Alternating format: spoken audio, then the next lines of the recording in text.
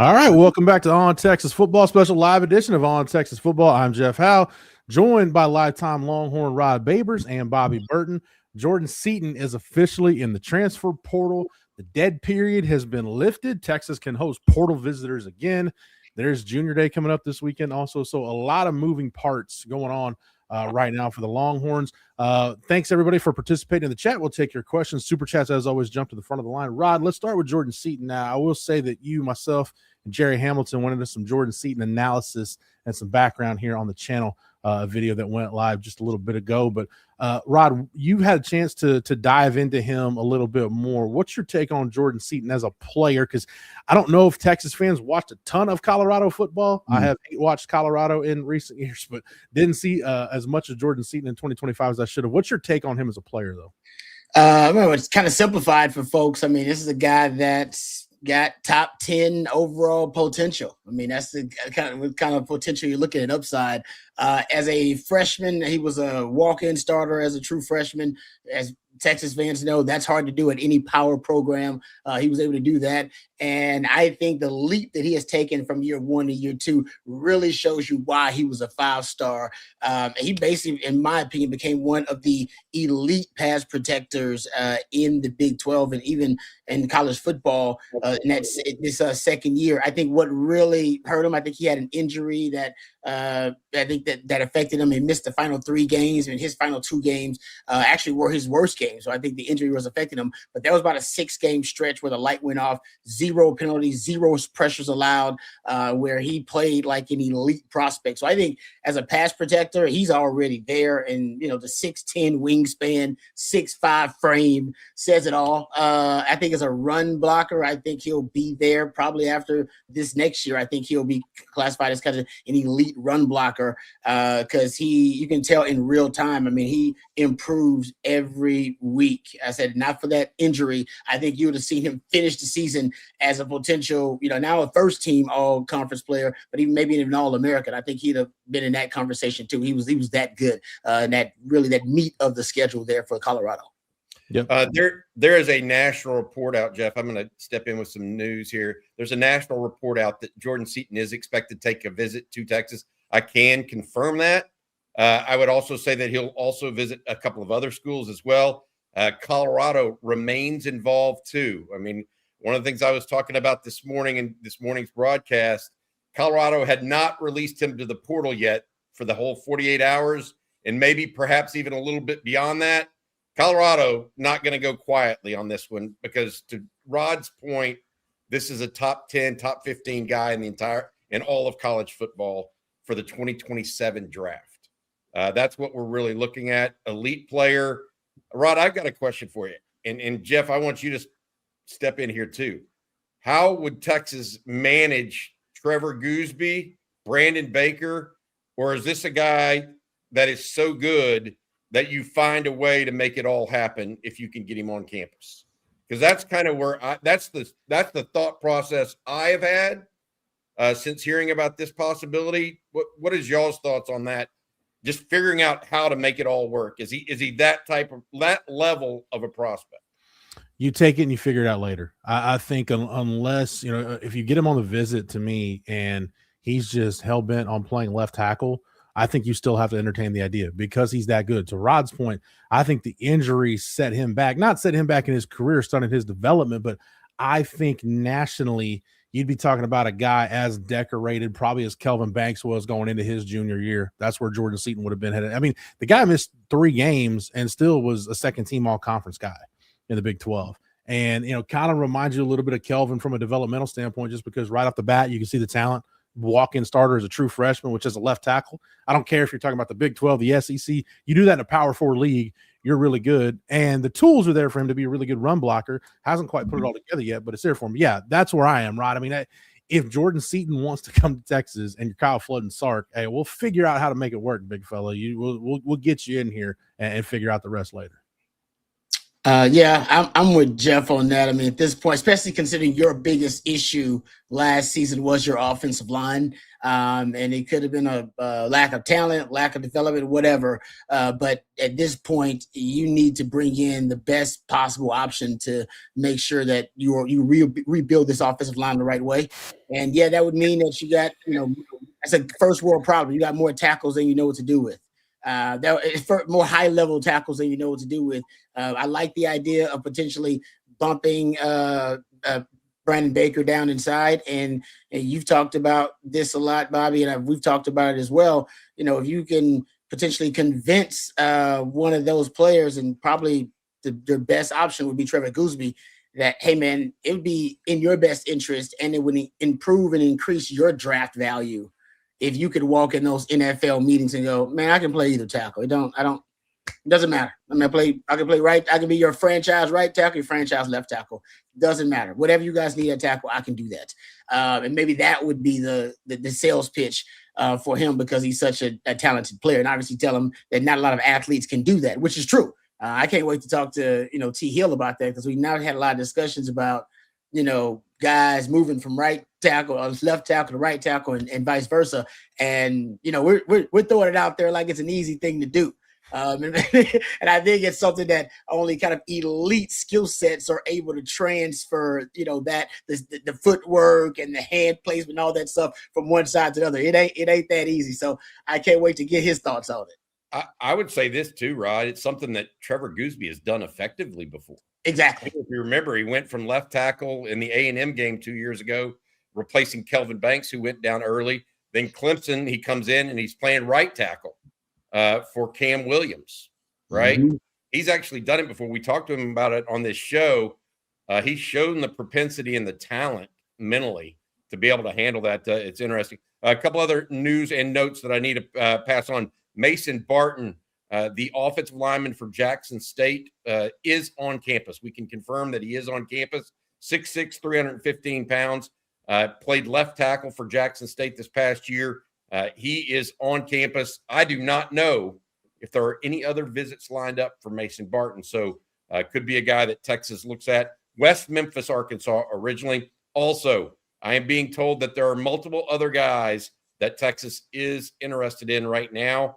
One of which went into the portal today. We'll talk about that maybe at a later date. Not going to say a name about that, but also other guys still that could go in as well. We'll see what all happen, what shakes out in the next 36 hours here of who all goes in the transfer portal. But Longhorns definitely trying to do some work in the portal late in this process, especially along the offensive line. Hey, Rod, I want to go to defense real quick because we got a couple supers to get to. And I know this is heavy offensive line, but I do want to talk about the Texas defense real quick because we know there's a few other pieces I think Will Muschamp would like to add in this portal cycle if they can. Where would you like to see Texas attack on defense in the portal the rest of the way to fill some needs? Well, I think, linebacker is important and cornerback are going to be important for you. I think for Texas, those are not that you can get the luxury. You can never have too many edge rushers. So I know there's been talk about Texas potentially looking at some edge guys too, if there's a difference maker. But I think if you're looking at numbers about, departures and acquisitions right now, cornerback potentially, and maybe a guy that plays nickel and corner for you, one of those versatile pieces. And of course, another linebacker, I think, are probably the top priority. Safety, I think you look, pretty good. I know you got the Jonah Williams question, and then maybe you got a couple of injuries that you may be concerned about there. But just projecting forward for the season, I think that you look good in the numbers there. Edge room as well, you're looking good in the numbers there. I like where you're at D tackle wise. In terms of the numbers and even the depth, right? You're concerned with depth in some places, and I think right now linebacker is probably the spot where you're concerned about depth the most. At least you got your front line guys at linebacker and at corner, but maybe you're concerned about depth. At least you got Kobe Black coming back. That's good. So maybe linebacker is the top one, and then you look at in the secondary. I wouldn't discount just getting another guy in the secondary period if they're versatile. That, we can just put him in there, and that allows us to move other guys around, manufacture depth if we need to, try to put our best 5 guys out there. So maybe I should say linebacker in the secondary. So focusing on the back 7 for the most part. Bobby, feel free to add anything on defense, but I will say I don't think, for whatever it's worth, I don't believe I've seen that Jordan Seaton enter the portal with a do not contact tag. Typically, that means, guys, hey, don't call me, I'll call you. But I don't believe he's entered with a do not contact tag. I have not heard that. It doesn't matter anymore in this day and age. I mean, Cade Uluwave entered, the linebacker from Cal entered with a do not contact tag. He visited 3 places. It used to mean something back in the day. Oh, they're definitely predestined to a certain spot. With the proliferation of agents across college football, everybody's got an agent now. Mm-hmm. So it just doesn't matter anymore. I think that's reality. The one place I would say that, Rod, that you and I talked about, I still think Texas may need to take a corner / nickel. You mentioned versatility, Rod, and I agree with that. Look, Texas lost 5 DBs, 5 corners. This past offseason. Muhammad and Gilbo off to the NFL. Yep. Santana Wilson, Warren Roberson, and Caleb Chester, all depth at corner. They only brought in Samari Matthews from the high school ranks and Bo Masco from the portal. I think Texas needs, if they can find one, another corner / nickel. Now, I think they're keeping at this point Wardell Mack, which there had been false reports out there previously that he was entering the portal. They're keeping Grayson Littleton. So there are a couple of guys that can pan out over the corner, but I'd like to see them grab one more just for depth. If it's a frontline big game hunting guy, that's one thing. I don't necessarily think we'll see what is left in the portal at that position come Friday afternoon. Yeah. That's one of the reasons why I like Texas. Edwin Joseph, the safety out of Florida State, since committed. He played a ton of nickel snaps for Florida State, so I like that about him. Guys, let's go ahead and get to we got a couple of super chats on the board. Let's go ahead and get them. Aloha Traveler, a good friend of Aloha Traveler, good to hear from you. Said, are we finally going to get at least 16 playoff teams this year? What are the chances Texas takes a portal quarterback starter next year for 2027 after March leaves? Bobby, I forget. I think it's January 23rd. I think is the date when the conference commissioners have to decide on a playoff format. Otherwise, we're staying at 12. Is the 20? Does that sound right? That's accurate. It is the 23rd, and they're discussing it right now. The NCAA and athletic directors, conference commissioners, et cetera, have been in Washington, D.C. this week, discussing a myriad of topics as it relates to the future of college football. The college football playoff is one of those. They are expected to announce before the 23rd or on the 23rd whether or not they will be expanding from 12 to 16 teams or to 14 teams. The holdup right now is the Big Ten wants to expand to 24 teams. That's how big the Big Ten wants this to be. If they do that, what the thought process is right now is that the SEC wants 16 teams. The next 2 years, the SEC would get their wish of 16 teams. And the 2 years after that, they would expand to 24 teams, which is what the Big Ten wants. And that takes us till 2020, till 2031 or 2030, when everything gets reconnoitered and reconfigured based on TV contracts. So as far as the second part of this question, what are the chances Texas takes a portal starter QB? I think that depends on the development of KJ Lacey, and perhaps if KJ Lacey gets some time this year, actually in games, to see what he really can do in game. Same with Dia Bell. I don't think he's going to get much snaps in game, but my point being, I think they really, really like KJ Lacey. So I'm not willing to say Texas is going to go out there and spend $5 million on a quarterback after Arch leaves. Not if KJ Lacey, they think he can do it. Now, what is he worth at that point? I don't know. We'll have to see. I agree, Bobby. We got questions all throughout the year when it was the writing was on the wall. Trey Owens was headed to the portal. Well, what's wrong with Trey Owens? My response was, there's nothing wrong with Trey Owens. I just think this should tell you how much the staff really likes KJ Lacey as a quarterback prospect. Stevie76, Aloha Traveler, thank you as always for the super chat. Stevie76, thank you for the super chat. Said, Rod, when are y'all going to have Coach Richard Peanut Hightower on? How did he get that nickname?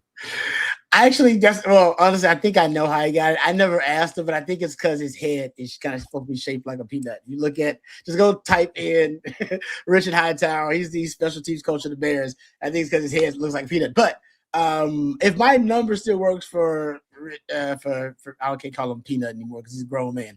If my number still works for Richard, I'll reach out to him because he's great. He's cool. He's good people. And like I said, we were telling stories about him the other day when we had Stevie Lee on, telling stories about Richard Hightower. Him and Kwame Cavill used to live together, and they let me, like I said, sleep on the couch during when I first came to work out in the summer because I didn't have any place to stay, and I was broke. And they was like, "Nah, you can sleep on the couch, hang out with us." Slept on the couch, went to workouts. Went to do one-on-ones with Kwame all the time. It was a great experience. Those guys showed me a lot of love and showed us how to do it, like how to treat the other guys coming in, right? How to always, treat the younger guys coming in like family, no questions asked. And I think Mac Brown did a good job of that because I didn't even know that was a thing. And then I came down a couple of times and they were like, "Oh, no, man, you can just come sleep on the couch." I basically rotated couches between Joe Walker and between Kwame and Richard Hightower's couch. So I'll reach out if the number still works. I think it does, but I'll reach out. I promise you that. Thank you, Stevie. Appreciate the super chat. Needless to say, times have changed for how freshmen get acclimated and get brought into the college football program now compared to 1999, Rod. It's a little more streamlined, a little more structure now. Stevie, thank you for the super chat. Clifton Hines, thank you for the super chat. Bobby said, get Seaton in the Maryland OG possible, the offensive guard from Maryland. I think, Bobby, this goes back to there are names. We'll get to them once you get a little further down the road, maybe. But now, the focus is on Jordan Seaton. Yeah, Seaton is one of them. I will talk about the Maryland offensive guard. He's got visits lined up to Arkansas, Missouri, and I believe Auburn. I'm going to say this, and people are going to go, what's going on? Texas, I think, is aiming a little higher at offensive guard. Just not saying that he wouldn't be a good player. Just that's the thought process right now. Doesn't mean they'll end up there, but that's the thought process. Bobby, I think that's worth getting into because this has kind of been the case, and Texas is, they made the right call in a lot of senses, and they've shot for the stars in the portal. Anytime a position comes up for discussion, well, what about this guy? What about that guy? There is a point in the process where if you'd have told me, hey, Texas will end up with Raleek Brown and Hollywood Smothers at running back, there's no way I would have thought that was possible, what the duo was going to be. Yet here we are, and that's their running back portal class as of right now. So I have learned to myself just be patient, trust the staff, trust the intel we're getting because they've clearly got a plan. It might not work all the time. I think the two Michigan offensive linemen are case in point. But, Bobby, I mean, at the end of this process, if you say, hey, maybe you miss on Andrew Sprague and Jake Guarnera, but the potential to end up with Jordan Seaton, I don't mind that's where this process has gone. No, I don't either. And I think that people need to have some patience and some confidence. I mean, I'll go beyond what a lot of people are saying here. I'll just put it that way. I have confidence. I just don't think Texas, they're doing this willy-nilly or they're playing by the seat of their pants. I have a totally different view of this. I haven't always been able to articulate that well, and some of that has to do with things I can't say publicly. I'm going to be honest. And so I feel strongly that Texas is going in the right direction here. And whether it's Jordan Seaton or other players, Texas is legitimately trying to make this a big-time run in 2026. I've said it from the start. I was the first person to say it because I was told it, and it has done nothing but come to fruition at this point.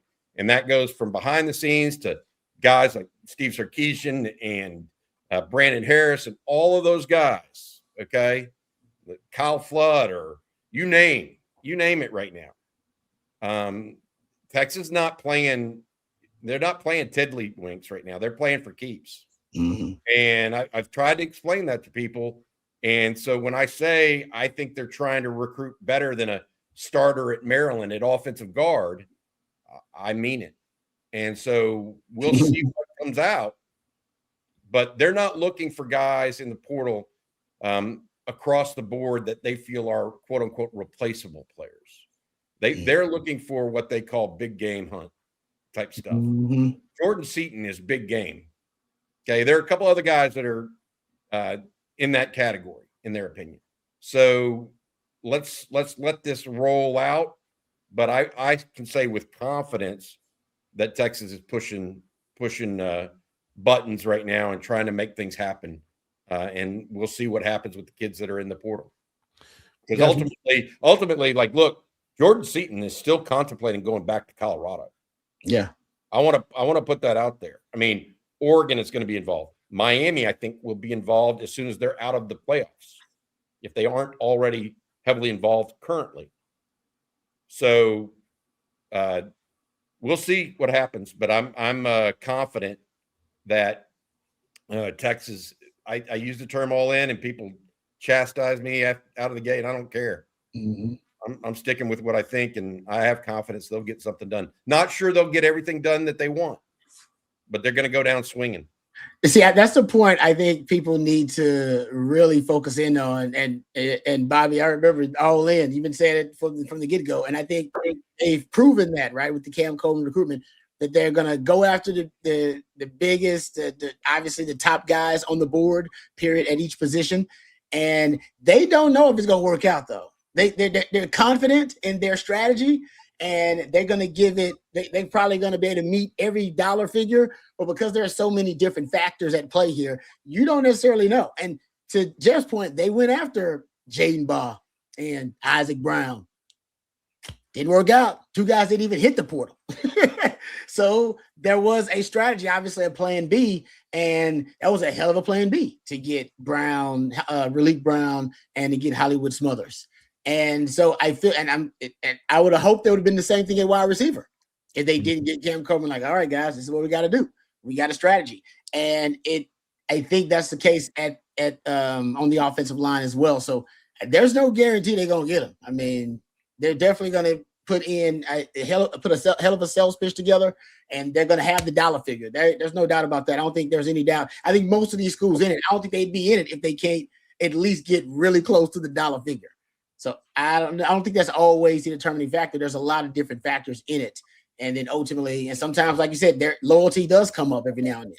You don't realize the Michigan guys on the offensive line, there was a big thought they was going to, go together, and that they were both considering Texas. They decided to stay there at Michigan, even with a new head coach. And same thing in Florida with a new head coach. A lot of guys stayed there. So I just don't think you know how it's going to play out. But I agree with Bobby. I like the strategy now that they're going to go all in on the top guys, and then from there they'll rebuild their strategy if they whiff on that guy or they miss in that recruitment. Yeah, I think the staff's ability to pivot, Bobby, has been about as impressive as anything I've seen this portal cycle. Yeah, they have been able to pivot. I want to say this and push more on this idea of replaceable players. And what I mean by this, and I'm not going to say that the Maryland guard is an example of that. But I want to just say you have a player that you grade an 85, okay? And maybe that guy is a starter level player, but he's not an elite starter level player. And you have a guy that you grade an 80 or a 78. And you think over a year's time, you can get him up to an 85 as he grows, et cetera, okay? And then you have a guy sitting down here that you grade a 95. That's a fundamental difference, a fundamental delta between those two grades, right? Mm-hmm. Okay. I'm trying to explain that's where Texas sits right now. They're going to go try to get that 95. And then if they don't get the 85, okay, let's get an 83 or an 84, and we'll still be better off for having swung at the 95. Mm-hmm. That's where Texas is coming in my opinion. Yeah. More often than not. All right. And so when I look at it in a way, guys, where this is the thesis behind big game hunting. If you get enough of those, if you get enough Cam Colemans or Arch Mannings or whoever, Colin Simmons Anthony Hill was one. You get enough of those guys, they lift the entire team up. And I think that's where Texas is trying to go right now. To win a national championship at some level, you need elite players. Yep. And that's what Texas is trying to do. Get enough elite players where they'll have strengths no matter who they play. That, look, who do you have to deal with? Miami right now has a few of those. Yeah. Miami has a right tackle. Miami has a wide receiver. Miami has a defensive end. That's the thought process. Yeah, I think Rod specific, and we've got 3 questions here in the chat that all kind of tie together. Too Broke to Pay Attention says, if Seaton commits to Texas and doesn't want to play right tackle, is there a possibility that Gooseby then jumps to the NFL? The NFL early entry deadline has already passed, so Done. I'll say that's not an option at this point. Charlie 5918 says, obviously Seaton would be great, but am I missing why people want Baker to move to guard regardless? Didn't he start trending well at the middle/end of the season? And then Stuck in Boulder Weather said, why would Seaton choose Texas? He's not willing to move to right tackles. Do we expect Gooseby to make the move? No chance. I'll say this, Rod, to Bobby's point, this is Sark saying, look, we misjudged the offensive line last year. I think everybody knows that. I'm not sharing any inside secrets. Like, we could all see that during the season, and it took time to find a combination that was competent by the end of the year, which is where I think they got to. This is Sark and Kyle Flood saying we are not leaving anything to chance. If we have a chance to upgrade this offensive line with the best possible players, we're going to do it, and we'll figure out how to fit the pieces in. But we're not going to leave anything to chance with this running back room that we spent a lot of money on in the portal, quite frankly, and invested a lot in, including what you got invested in Derek Cooper. And the elephant in the room, we're not going to do that going into what's probably going to be Arch Manning's last year. Yeah, and like Bobby threw it out there, maybe they literally they got the top players on the board, period. Like, I mean, like they said, it's a draft strategy about, some teams they draft, they need a certain position, so they draft for necessity. Some teams that they draft best available talent. I said we land Seaton Arch for having no time to smoke a brisket, DKR. I mean, there's no doubt. I mean, I think that's the whole point that Jeff's getting to, is that you got a lot of money invested in Arch. He's supposed to be a 1-1 overall type of prospect, right? He can go number 1 overall, and you just spent a lot of money on a really explosive backfield. And the only thing that can really limit this assemblage of talent that you put together is, the offensive line. And I think, instead of looking for the perfect pieces to fit your offensive line in the transfer portal, which is really tough to do, maybe they just ranked the best players and was like, nah, man, we're going to bring in this. We'll figure it out once we get the guys on campus. Let's just take the best available talent at boom. I know we need O-line talent. Let's not be sticklers about, we need a left guard, or we need a right guard. We need a guy who's done. Like, nah, let's just get the best O-line talent, and then we'll get our best 5 on the field somehow. So if that's the strategy, I have no concern about stockpiling talent at premium positions like that, at tackle or at edge, because there's no doubt you're gonna need them, and you definitely in Texas you can maximize. Bobby, in today's age in college football, I think we've seen this in the playoff, and I think we'll see this in the championship game on Monday, because I think those 2 teams are perfect examples of it. You cannot have enough guys that can, number 1, protect the quarterback, and number 2, can disrupt the quarterback. You just cannot have enough quality bodies along the line of scrimmage. I completely agree. I mean, that's one of the reasons why I think Texas still has some its eyes on some defensive linemen that are potentially elite. Wow. So I could not agree more. The thing about offensive line, there are actually multiple guys out there. I'm getting questions about certain players, et cetera. I just want to say this: there's 3 right now that are guys. So we've identified Jordan Seaton. I'm not identifying anybody else. Okay. Texas is expected to get a visit from Jordan Seaton, the offensive lineman from Colorado. Beyond that, I'm not going to do that because I've been asked not to. So I'm not going to do that. I want folks to know, though, that Texas is going hard, and we'll see what ends up happening. They are absolutely in a scenario right now where It's getting down to the brass tacks, and we'll see where things go. Bobby, you have been mentioning this, and I do think it is worth mentioning again. Tomorrow is the deadline for you to put your name to submit your paperwork to go in the transfer portal. That doesn't mean you have to have a decision on where you're going to school by tomorrow, nor does it mean that with that 48-hour, that 2 business day processing period, it'll be Monday and Tuesday of next week, Bobby, that we're still seeing guys go into the portal, and there's still a potential that some big time names could pop, which is why, I mean, I know people don't want to hear, but man, patience is a virtue. If Texas had just loaded up and filled their needs in the first week of the portal, to your point, Bobby, they would have filled some holes on the roster, but they would have left some really big fish out there potentially.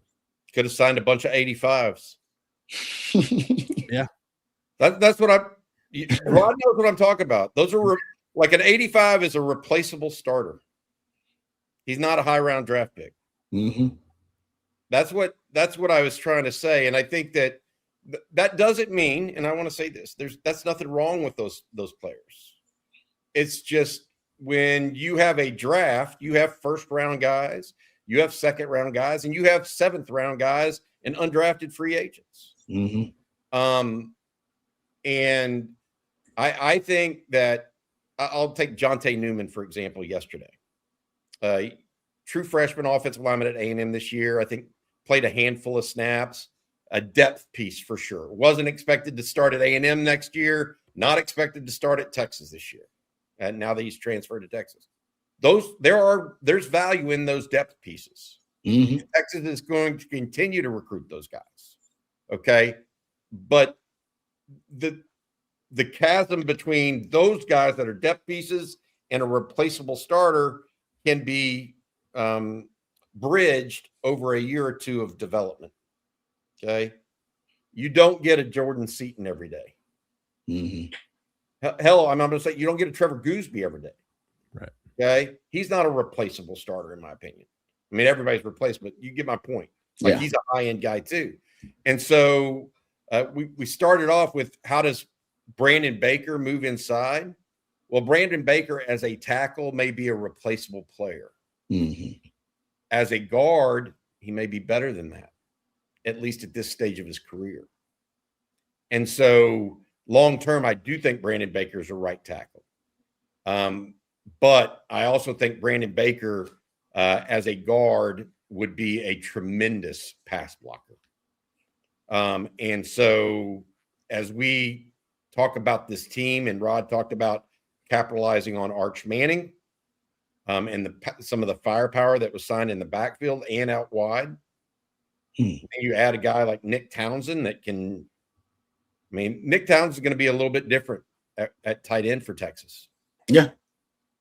He's got something that not many people. I just feel like they're trying to create this roster in a way that allows everybody to be as good as they can be, and going after not just Jordan Seaton, but a couple other guys on the offensive line will maybe allow them to do that.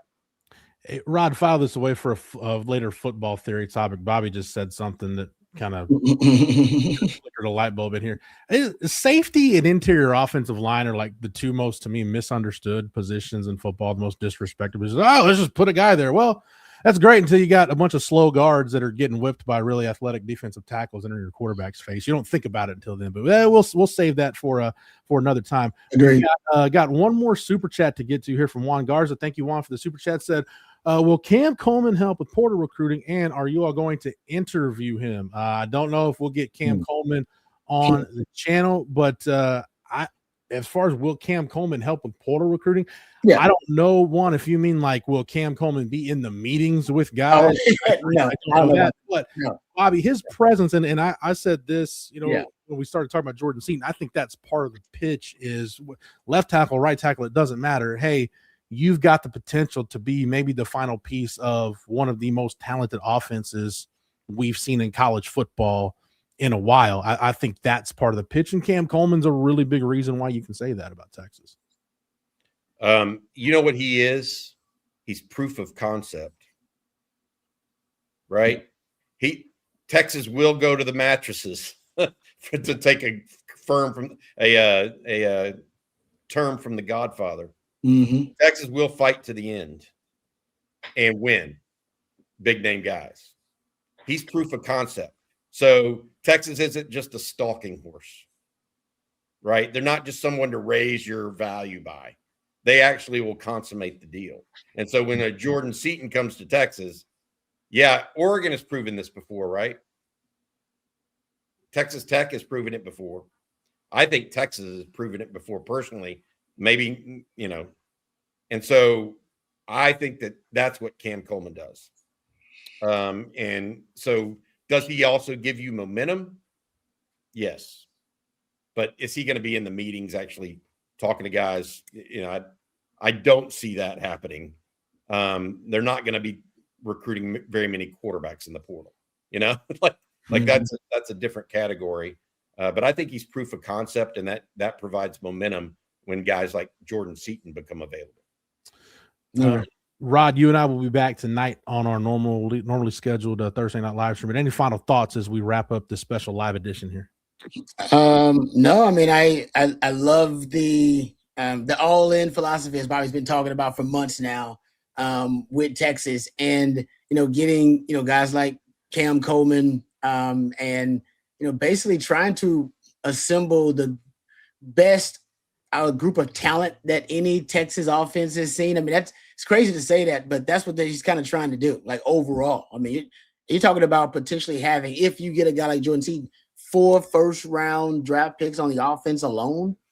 In that upcoming 2027 draft, you have Arch, and so Seaton would be in that conversation, and obviously Trevor Gooseby as well, and a guy like Cam Coleman. Texas never had that much high-level NFL talent, maturing all at the same time on an offense, and that would be the key. So I would right now, I think the momentum is obvious that Texas, they're rolling, and like Bobby said, I think it's a message to the rest of college football. People thought for a while Texas wasn't taking advantage of this new era of college football, revenue sharing, NIL. There was a belief among even Longhorn fans that, nah, man, Texas, it was supposed to be a huge advantage for Texas. Like, why is Texas not maximizing this advantage? Why is Texas not able to weaponize NIL and revenue share and the transfer portal as well? Right? We talked about that earlier this year. 17% of your starts were by transfers last season. What is Indiana at over 60%? What's Miami? Over 53%, something like that, some crazy absurd number. And Texas at 17%. And it's not like, Texas didn't have a good team. You won double-digit games, but could you have been better? Did you miss out on a chance to really weaponize the portal? And I'm going to say I think Texas may have looked in the mirror as a program, starting to, and said, we could have done more. We could have done a lot more. We should do a lot more. And that's where the all-in philosophy that Bobby's been talking about, I think, is coming from, is that Texas now they are fully invested in the modern era of college football. And they do have a strategy, and it's scary. It should be scary for the rest of college football. And what Rod's articulating here, I think that's important, is it's not like Texas was lame last year or something. They had a very highly competitive top 5 roster in college football from a financial perspective, no doubt about it. But they also had a first-year starter at quarterback.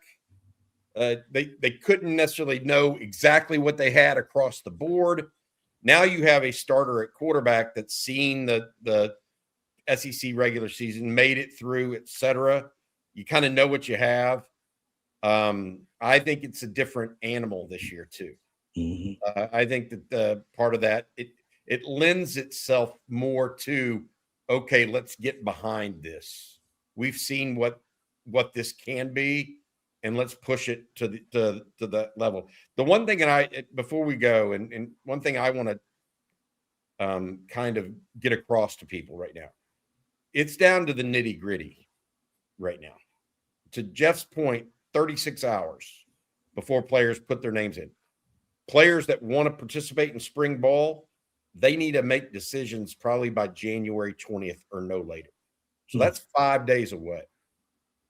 They may take multiple visits, and Texas can make some exceptions in certain situations from getting on campus and getting in the add drop date for starting classes, etc.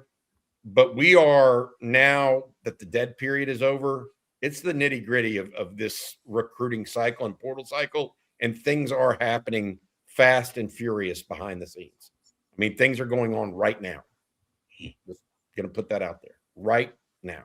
So we'll see what all transpires, but the Longhorns attempting to pull off what I think would be one of the bigger coups of the transfer portal. That doesn't have to do with a quarterback, by the way. Everybody, that's the other thing. I mean, everybody's talking about Sam Levitt and Brennan Hornsby, all these other guys. This has nothing to do with a quarterback. This has to do with offensive linemen, defensive linemen, wide receivers, DBs, that sort of thing. We'll see how it rolls. Texas is in a fortunate situation, in my opinion, that's what they're dealing with right now. And I still have to deal with a quarterback. Yeah, that's a good point. And I still love the fact that even though you're going to have, as you said, Rod, that percentage of your starts for the portal, the portal guys will account for, it's going to grow. You've still got Arch Manning, Trevor Gooseby, Colin Simmons. You've got a quarterback, an elite pass protector, an elite pass rusher, Ryan Wingo on the perimeter, Katie Phillips and Grayson Littleton in the secondary, Ty Anthony Smith at linebacker. Plenty of guys that are your big-time core guys are still homegrown guys. So I still dig that about how this Texas roster is being constructed. Want to re-rack one more time a couple of big-time headlines so far today. Jordan Seaton, the talented Colorado offensive lineman, is officially in the transfer portal. Texas also hosting Mason Barton, the Jackson State offensive lineman, is on campus. Our CJ Vogel reported that. Bobby, anything else we need to mention headline-wise before we get out of here? No, somebody just asked about who is Seaton visiting. As of right now, the only visit we are aware of for sure that we believe he's going to take is Texas. Although I will tell you, Oregon, Miami, and a return to Colorado, all possibilities at this point. I would not be surprised if other teams threw their hats in the ring as well. But it is as big a recruitment as you will see. It's a battle royale for an offensive lineman that's expected to be a top 10 pick next year. All right. One last time, I want to remind everybody, if you're not a member over at ontexasfootball.com, you can still get over to the site and take advantage of our Portal Madness special. First-time subscribers, your first month of access at ontexasfootball.com for just $1. We can only cover so much here on the channel. Anytime we get information that's portal related, we're dropping it as we get it, as we process it over to ontexasfootball.com. And again, your first month of access for just $1. You can't get anything of value for $1 in this world anymore. We're changing that for you at ontexasfootball.com. Get over there to take advantage of our Portal Madness special right now. Bobby, Rod, thank you guys for the knowledge and expertise as always. Thank you to Matthew behind the scenes doing a great job producing it as always. Make sure that you like this video and that you're subscribed to the On Texas Football YouTube channel. That way, whenever we go live like we did today, you're notified of that and you can join us here on the channel. For Rod, for Bobby, for Matthew, for the entire On Texas Football staff, I'm Jeff Howe. Thank you so much for watching and listening. And until next time, hook 'em. Hook 'em. Hook 'em.